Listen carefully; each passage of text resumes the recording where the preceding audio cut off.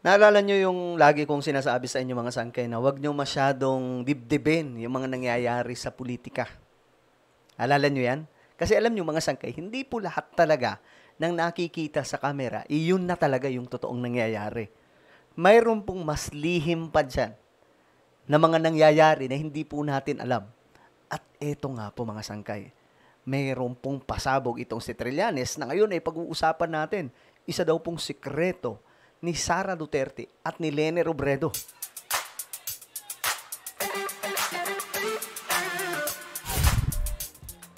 Hello guys, what's up? This is me, Sangkay Janjan. Eto na nga mga sangkay, meron pong matinding sekreto ngayon na lumalabas patungkol po kay VP Sara at Vice President o former Vice President Leni Robredo. May nagsiwalat kasi. Okay, mamaya pag-usapan natin yan. Bago tayo magtuloy-tuloy, paki-subscribe po muna yung ating YouTube channel. Ayan na po, tayo ay 1.54 million subscribers na.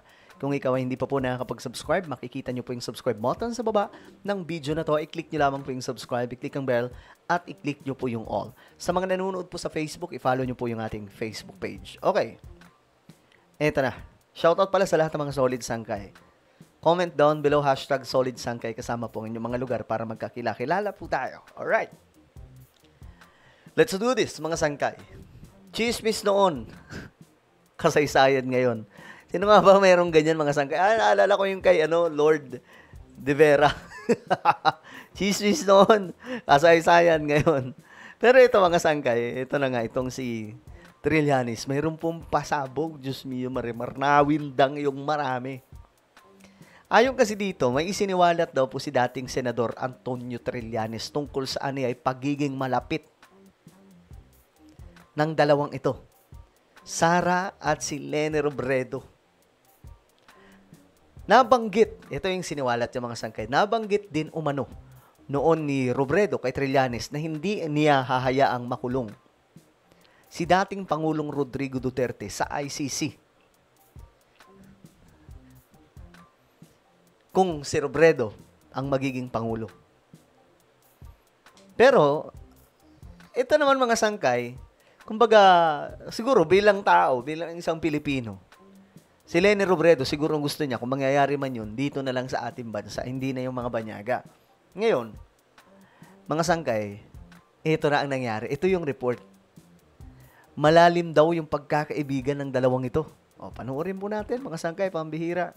Antonio Trillanes tungkol sa anyay malalim na pagkakaibigan ni na VP Sara at dating Vice President Leni Robredo. Nako. Kaya naniniwala si Trillanes na hindi si Robredo ang dapat ilaban sa mga Duterte sa 2028 presidential elections. Grabe, no? Ang init na ng usapin ng 2028 elections. Papaano kung magkaroon ng charter change tapos si PBBM pa rin pala? 'Di ba? Mga sangkay, siya ang magtutoy. Bata pa yung presidente natin eh. Matalino, magaling. Kita nyo ngayon, mura yung mga bilihin, di ba? Mga sangkay. Napakamura. Aminin man natin o hindi, DDS ka man o hindi. Pag pumunta ka sa palengke, ibang-iba po yung presyo ngayon kaysa sa presyo noon. Panahon po ng ibang mga namumuno. Like for example, panahon po ni Tatay Digong, magkano yung bigas? Wala pa pong pandemic by 2018, if I'm not mistaken, nasa 80 pesos. Umabot po doon. 60 to 80 pesos at that time. Hindi, wala po kasing pangulo na nakapagpababa niyan. Si BBM lamang po ang kaisa-isang pangulo. Inflation mababa. Yung mga foreign investment dumadami. Infrastruktura napakarami. Pero yung mga bulag sinasabing wala. Diyos mio, marimar. O ngayon, mga sangka, eto na. Nasa frontline na balitang yan si Marian Enriquez.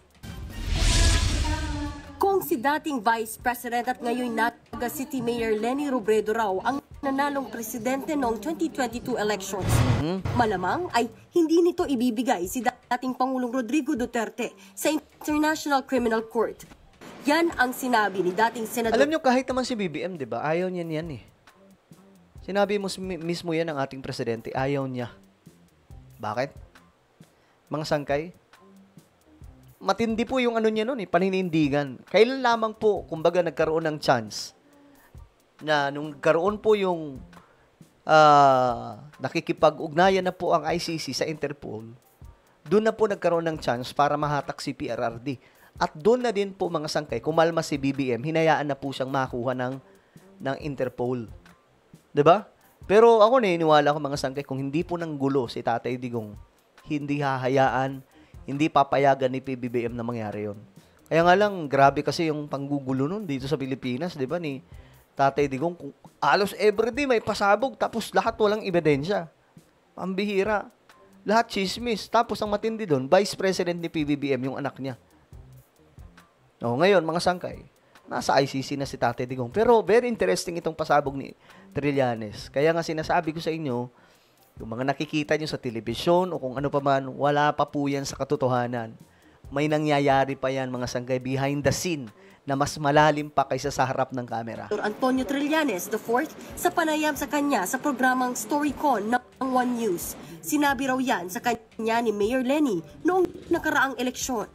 Bukod sa dating bise, ayaw din daw ni Senator Bam Aquino sa ICC. Sinabi nila na ang position nila sa ICC ay hindi nila i-recognize yung jurisdiction at Alam niyo, ito si Trillanes, mga sangkay, nagigil po talaga ito kay PRRD. Noon pa.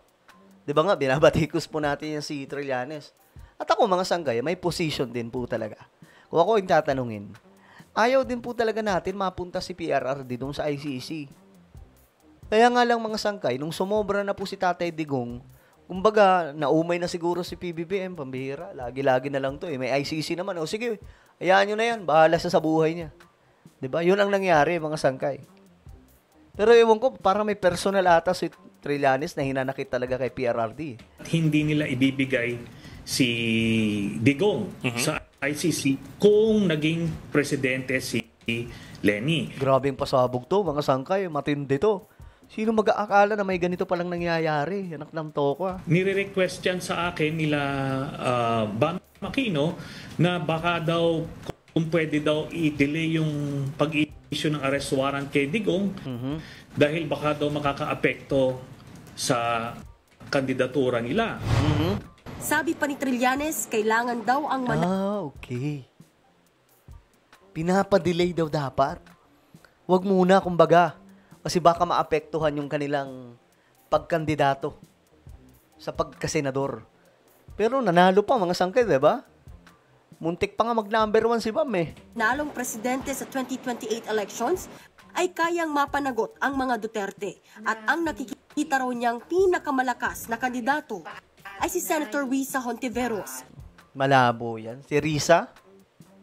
For me, kung si Risa Hontiveros, wala, kakainin siya ni Sara.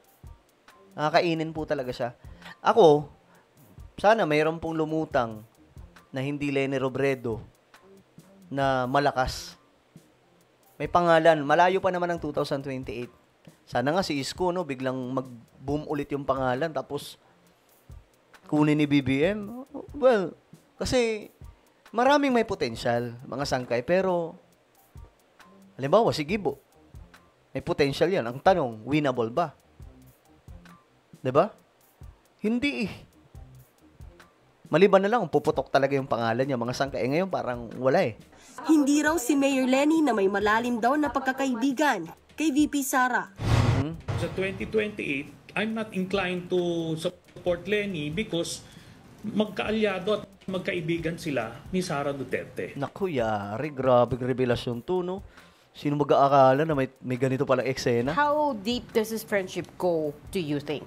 Up to now, si Mayor Lenny has yet to say anything about the impeachment trial of Sara Duterte. Alam mo, malakas na boses yan. Pero she's quiet. Wala pang komento rito sina Mayor Lenny, Senator Bam at VP Sara. Nagbabalita. Grabe to, mga sangkay. Ikaw ba? Ano sa tingin nyo dyan? Anong sa tingin nyo ang revelasyon na ito? Tingin ko, very interesting to. Kasi sabi ko nga sa inyo, behind the scene po talaga, mas malalim ang mga nangyayari kaysa po sa mga nakikita nyo lang, mga sangkay sa telebisyon. Malalim po yan. Kaya, huwag nyo masyadong siseryosohin. Okay lang sumuporta, pero yung masyadong makikipag-alitan ka na sa pamilya mo dahil dito sa mga politikong ito, Anak lang towa, katangahan yan, pambihira. Well, ano po ang inyong opinion, mga sangkay? Comment down below. Meron po tayong YouTube channel. Ito po ay Sangkay Revelation. Hanapin nyo po ito sa YouTube ngayon din. Kapag nakita nyo na, i-click nyo po yung subscribe, i-click ang bell, at i-click nyo po yung all. Ako na po ay magpapaalam. Mag-iingat pong lahat. God bless everyone.